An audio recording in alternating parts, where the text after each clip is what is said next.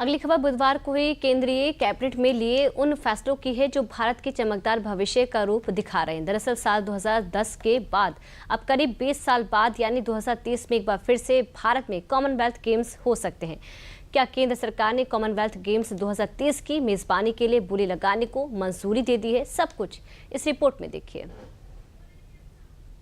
Commonwealth games के लिए भारत तैयार, बस कुछ ही सालों का इंतजार। क्या भारत की दावेदारी को मोदी कैबिनेट ने दी मंजूरी? कॉमनवेल्थ गेम्स की कमान, कौन सा शहर बनेगा मेजबान? ये वो सवाल हैं जो बुधवार की रात से ही पूछे जा रहे हैं। हर हिंदुस्तानी के लिए ये पल एक नए कल की आहट दे रहा है, क्योंकि भारत अब उस कॉमनवेल्थ गेम्स को होस्ट करने के लिए तैयार है जिसका आयोजन देश में आखिरी बार 15 साल पहले हुआ था और इसकी चर्चा ऐसे ही नहीं उठी है। इस पर मोहर खुद पीएम मोदी की अध्यक्षता में हुई कैबिनेट बैठक में लगाई गई है। साल 2030 में कॉमनवेल्थ गेम्स की मेजबानी के लिए बिड के प्रस्ताव को पीएम मोदी की अगुवाई वाली कैबिनेट ने मंजूरी दे दी है। कैबिनेट ने युवा मामले और खेल मंत्रालय के प्रस्ताव को मंजूरी दे दी है। प्रस्ताव में इस आयोजन के लिए बिड करने की बात कही गई। दरअसल यहाँ बिड का जिक्र इसलिए हुआ क्योंकि भारत ने इसकी मेजबानी के लिए बोली लगाई। पीएम मोदी ने इस प्रस्ताव को मंजूरी दी तो गृह मंत्री अमित शाह ने सोशल मीडिया पर इसकी जानकारी शेयर करते हुए इस फैसले को भारत की खेल उत्कृष्टता को दिखाने और उसे नई गति देने वाला बताया और उन्होंने इसके लिए पीएम मोदी को धन्यवाद भी दिया। और इसी ट्वीट में गृह मंत्री अमित शाह ने ये भी साफ कर दिया कि 2030 में होने वाले इस कॉमनवेल्थ गेम्स की मेजबानी कौन सा शहर करेगा। ट्वीट पे गृह मंत्री अमित शाह ने अहमदाबाद में इसके होने का जिक्र किया है। हालांकि कॉमनवेल्थ गेम्स के आयोजन के लिए गुजरात के अहमदाबाद शहर को आदर्श ऐसे ही नहीं बताया गया, इसके पीछे कारण भी है। अहमदाबाद का नरेंद्र मोदी स्टेडियम दुनिया का सबसे बड़ा क्रिकेट स्टेडियम है और यहाँ विश्व स्तरीय स्टेडियम के साथ ही अत्याधुनिक प्रशिक्षण सेवाएं भी उपलब्ध हैं।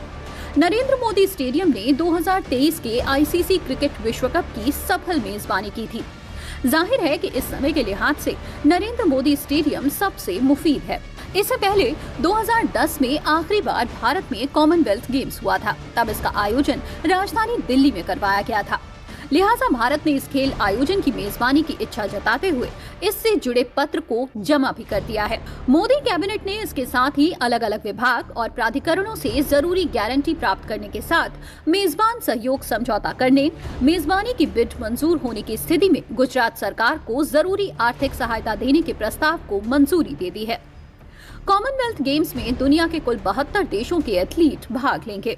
सरकार को उम्मीद है कि बड़ी संख्या में एथलीट, कोच और सपोर्ट स्टाफ के साथ ही तकनीकी अधिकारी, पर्यटक और मीडिया कर्मी भारत आएंगे। इससे स्थानीय व्यवसायियों को लाभ होगा और राजस्व भी उत्पन्न होगा।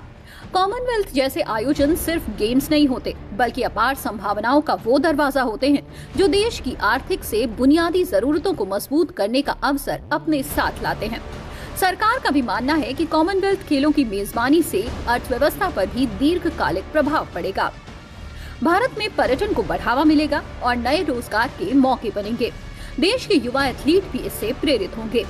खेल विज्ञान, आयोजन के संचालन और प्रबंधन, लॉजिस्टिक्स और परिवहन समन्वय, प्रसारण और मीडिया, आईटी, जनसंपर्क और संचार जैसे क्षेत्रों में भी नए मौके बनेंगे। भारत ने पिछली बार 2010 में कॉमनवेल्थ गेम्स की मेजबानी की थी। वहीं इस बार कनाडा 2030 में होने वाले इस खेल आयोजन से पीछे हट गया था, जिसके बाद अब भारत को मेजबानी मिलने की संभावनाएं बढ़ गई हैं। इसमें खास बात यह है कि यह फैसला भारतीय ओलंपिक संघ के सहमति जताने के कुछ ही दिन बाद आया है। वहीं इसके अलावा बुधवार को हुई मोदी कैबिनेट की बैठक में 4 रेल परियोजनाओं को भी मंजूरी दी गई। बैठक में 12,328 करोड़ रुपए की 4 रेल परियोजनाओं को मंजूरी दी गई। पहली, गुजरात के कच्छ क्षेत्र में 2,526 करोड़ रुपए की लागत से नई देशलपर, हाजीपीर, लूना और वयोर लाखपत रेल लाइन। दूसरी, बिहार में भागलपुर, जमालपुर, तीसरी लाइन परियोजना को 1,156 करोड़ रुपए की लागत से तैयार होने वाली रेल लाइन। तीसरी, असम में फुरकटिंग, न्यू तिनसुकिया डबलिंग परियोजना पर 3,634 करोड़ रुपए की लागत से बनने वाली रेल लाइन। चौथी, कर्नाटक और तेलंगाना में 5012 करोड़ रुपए की लागत से सिकंदराबाद वाडी परियोजना को मंजूरी मिली है। इन चारों परियोजनाओं से 565 किलोमीटर रूट रेल मार्ग से जुड़ेगा।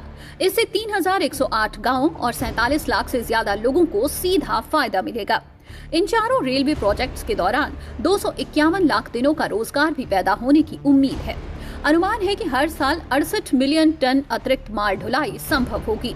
इससे रेल संचालन की क्षमता बढ़ेगी, भीड़ कम होगी और यात्रियों के साथ साथ उद्योगों को भी फायदा होगा। वहीं इसके अलावा कैबिनेट ने प्रधानमंत्री स्ट्रीट वेंडर्स आत्मनिर्भर निधि यानी पीएम स्वनिधि योजना को भी बढ़ाने का फैसला किया है। पीएम स्वनिधि योजना को 31 मार्च 2030 तक बढ़ाया है। योजना के लिए कुल 7,332 करोड़ रुपए का बजट तय किया गया है। अब पहले और दूसरे लोन की सीमा बढ़ा दी गई है। वहीं समय पर लोन चुकाने वाले वेंडरों को रुपे क्रेडिट कार्ड मिलेगा। साथ ही डिजिटल पेमेंट करने वाले वेंडर्स को रिटेल और होलसेल ट्रांजैक्शन पर 1600 रुपए तक का इंसेंटिव भी मिलेगा। केंद्रीय कैबिनेट की बैठक में लिए गए इन सभी फैसलों से सरकार का फोकस कनेक्टिविटी और नई पीढ़ी के इंफ्रास्ट्रक्चर को मजबूत करना है, ताकि जो सपना पीएम मोदी ने विकसित भारत का देखा है उसकी मजबूत नींव मिसाल बने।